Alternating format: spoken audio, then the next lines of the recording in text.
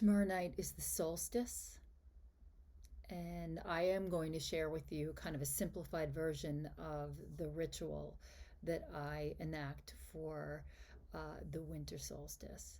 But I really want to share with you the importance of rituals. Rituals can be the simple start to your day. They could be any act that you do with presence and consciousness. Not just brushing your teeth and not remembering that you did it, but making sure that each act has some gratitude in it and that you are fully present. It does not need to be a grand gesture. It can be as simple as, for me, I've got many rituals, but even the act of getting ready is very ritualized for me. It's me honoring myself as a woman. Welcome to Body of Truth. I'm Rebecca Windsor. Body of Truth was born really to help you tap into the inner voice that you've been avoiding. I avoided it for a long time, and it basically ended my marriage. And not that he didn't have anything to do with it, but there was a lot of undercurrent of not discussing the truth, and so the lies took over, and then finally degraded all the good parts. And in my subsequent rebuilding of myself, the most important thing that happened for me was the reconnection to my body. And so, what I do is I help women that are in the process of divorce first really reconnect with their bodies. I think that's the best entry point, and help rebuild from there. So, what I would suggest to you tonight is a version of what I will be enacting tomorrow night. It is the longest night of the year, and it is a great time to sort of start to wrap up the end of your year with some rituals. So the first thing I would suggest is I'm going to use the words create an altar, but I don't mean to say that to sound completely uh, woo woo, and I'm definitely dancing around the fire in the dark.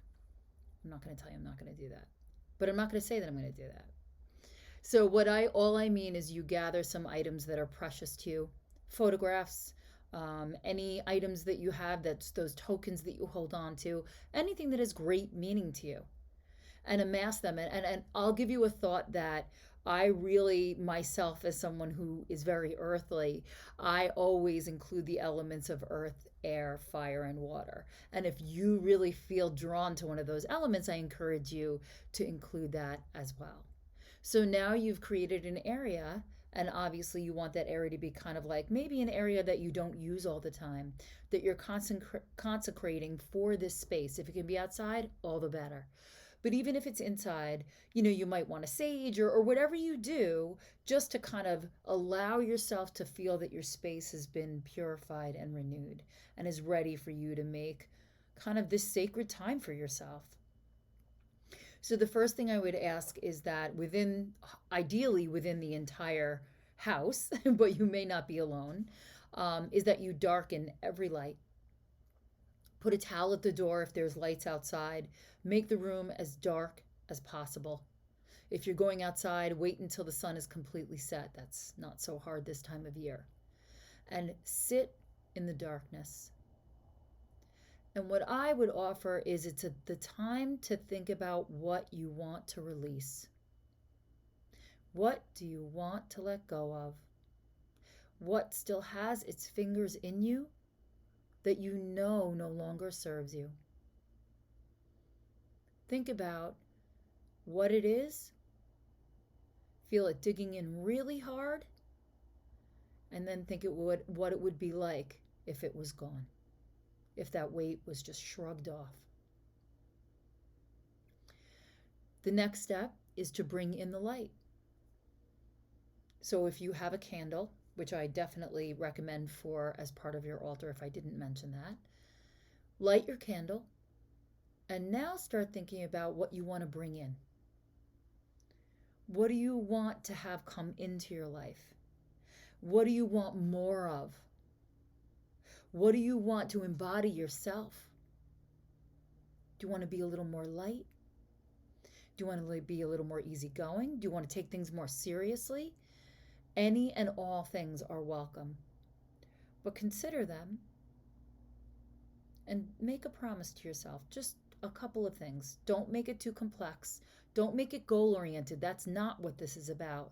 This is really just about allowing the energy out and then in. So keep it really simple. And if you're in your head, this is the time to move from your head to your heart. Don't let your brain do the thinking. Not for this. This you got to feel your way through. And sometimes that feels really uncomfortable because we want to ascribe words to everything. But I assure you, if you close your eyes and or here's a really good way to do that too, to recenter, is stare at the candle flame and concentrate on getting to that still point where your mind can empty just for a moment so you can descend into your heart. That's really useful for me because I am someone who is stuffed with words. But sometimes words are not the right vehicle. They're just not. And this is that time. And then design for yourself a closing where you're officially ending this ritual. You blow out the candle and you end your ritual with gratitude and thanks. And that's a beautiful way not only to kind of wrap up and end the year, but just to bring into yourself a little bit more softness. There's a lot of chaos swirling around. And this is a way where you can kind of open yourself to it in a way of flow instead of feeling like you're battered. And I hope that you can take the time and honor yourself with whatever version of this type of ritual feels right for you. I invite you to take that time for yourself. It doesn't need to take very long, but you may find when you start to come out of it, you were in it for far longer than you thought. Let yourself be there. Let yourself embody what you're supposed to. And keep allowing yourself to descend into your heart. Get rid of the words. I offer that to you, and I honor you. I will see you tomorrow.